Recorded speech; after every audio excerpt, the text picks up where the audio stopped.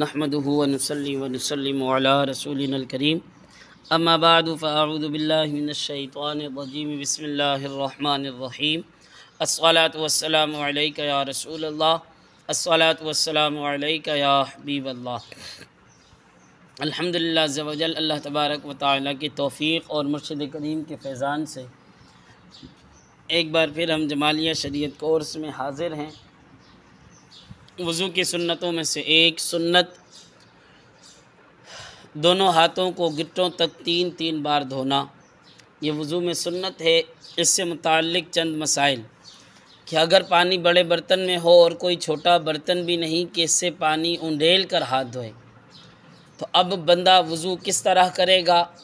تو اسے چاہیے کہ بائیں ہاتھ کی انگلیاں ملا کر صرف وہ انگلیاں پانی میں ڈالے اور ہتھیلی کا کوئی حصہ پانی میں نہ پڑے۔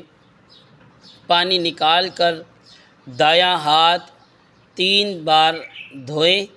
گٹے تک 3 بار دھوئے، پھر دائیں ہاتھ کو جہاں تک دھویا ہے بلا تکلف پانی میں ڈال سکتا ہے۔ اس سے پانی نکال کر بایاں ہاتھ دھوئے،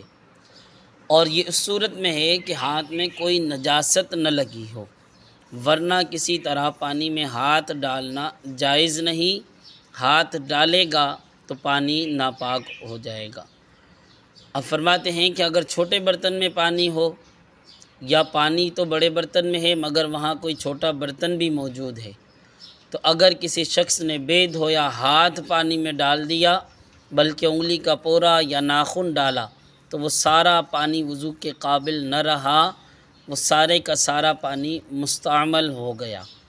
اور یہ اس وقت ہے کہ جتنا ہاتھ پانی میں پہنچا اس کا کوئی حصہ بے دھلا ہو۔ اگر پانی میں ہاتھ ڈالا اور کوئی حصہ بے دھلا ہو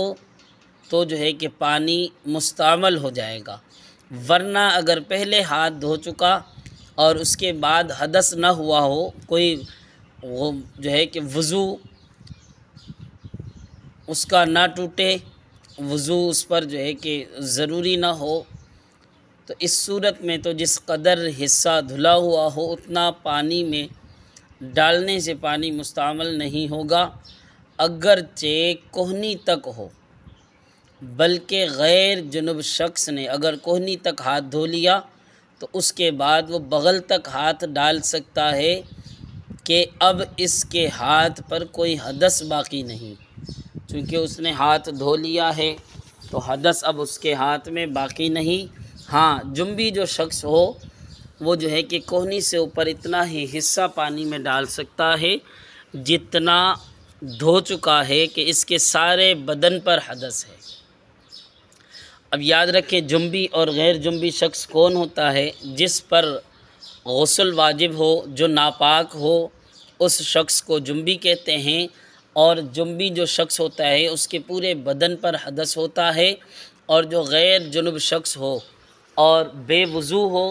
تو اس پر جو ہے کہ حدث ہے، چھوٹی حدث جس کو وضو کہتے ہیں، وضو اس پر لازم ہے۔